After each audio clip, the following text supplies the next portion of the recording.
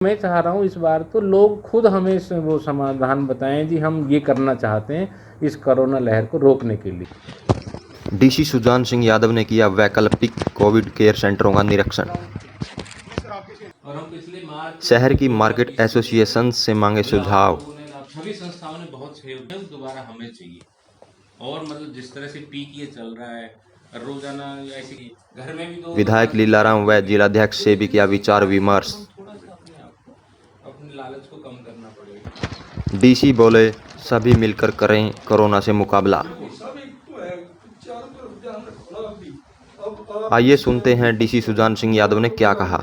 कैथल की हम पोजीशन देखें पिछले साल के मुताबिक या पिछले साल की तुलना में, तो इस बार क्योंकि वे पूरे देश में ही काफ़ी तेज़ है, संक्रमण का जो रेट है वो काफ़ी तेज़ है और इसकी जो इंटेंसिटी है वो भी काफ़ी तेज़ है, तो उस हिसाब से उससे कैथल भी अछूता नहीं है। तो कैथल में भी केसेस बढ़ रहे हैं सैंपल के हिसाब से, लेकिन उसके हम इंतजामात देखें तो हमने इंतजामात उस हिसाब से किए हैं। अभी हमारे यहाँ कोई इस तरह की क्राइसिस नहीं है।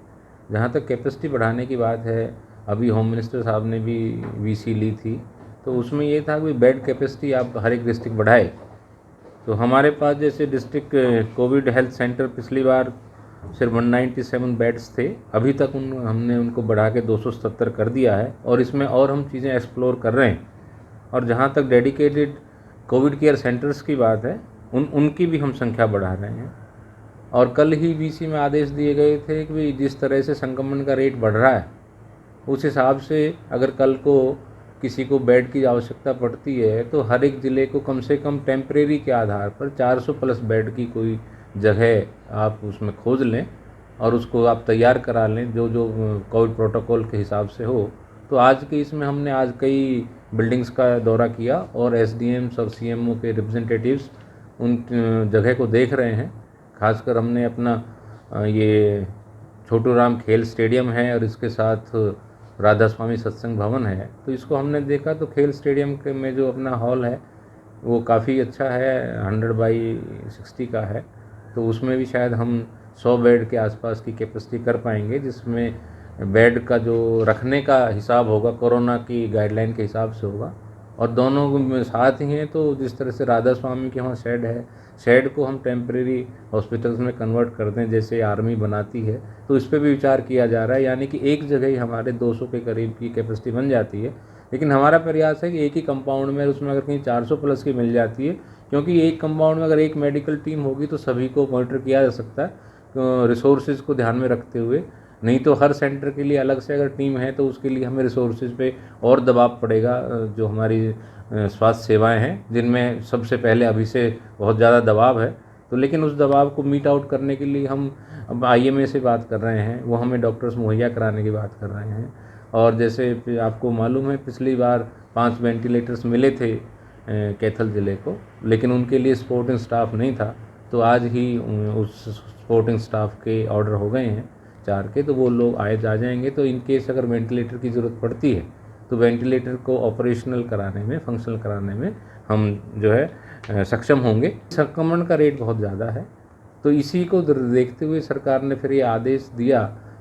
पिछली बार जैसे हमने माइक्रो कंटेनमेंट जोन बनाए थे, तो अब एक मैक्रो कंटेनमेंट जोन का कॉन्सेप्ट दिया है, यानी कि जो एरिया है उसको और छोटे भागों में बांट दिया जाए। जिस ज़िले के या शहर के जिस क्षेत्र में ज़्यादा केसेस आ रहे हैं तो उसका आप एक मैक्रो कंटेनमेंट जोन बनाएं। ऑक्सीजन सप्लाई हमारे यहाँ ठीक है, जितने भी हमारे सिलेंडर्स हैं और जो रिफ़िल जो होने हैं वो जो हमें सुबह होते हैं खाली, हम उनको कुरुक्षेत्रा से हमारी आती है सप्लाई, तो वहाँ पर भेज देते हैं। अभी तक हम कंफर्टेबल हैं, अभी ऐसा कोई इशू नहीं है, लेकिन हमें इस पे बड़े, क्योंकि कंजप्शन ज़्यादा बढ़ रही है हर ज़िले में और संख्या बढ़ रही है, तो कब पेशेंट को ऑक्सीजन की ज़रूरत पड़ जाए कभी कहा नहीं जा सकता। इसलिए हम पूरी कोशिश कर रहे हैं, जितने हमारे पास सिलेंडर्स हैं डी टाइप के हैं या बी टाइप के हैं, उनकी हम मैक्सिमम संख्या फिल करा के रखें। लोगों से वही अपील है। इसी सिलसिले में आज भी हमने मीटिंग की थी शहर के सभी जो मौजूद लोग हैं और जो हर एसोसिएशन से जुड़े हुए लोग हैं, जिसमें आपके स्थानीय विधायक भी थे, जिलाध्यक्ष भी थे और और सभी एसोसिएशन से जुड़े हुए लोग भी थे।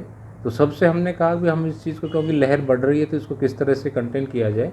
उन्होंने अपने सुझाव दिए हैं, तो उन पर हमने कहा है कि आप सुझाव की और व्यापक चर्चा कर लीजिए, ताकि अगर हम कोई स्टेप्स लेते हैं तो पब्लिक को पहले पता हो क्या स्टेप लिए जा रहे हैं और आपकी सेहत और आपकी खुशी के लिए लिए जा रहे हैं।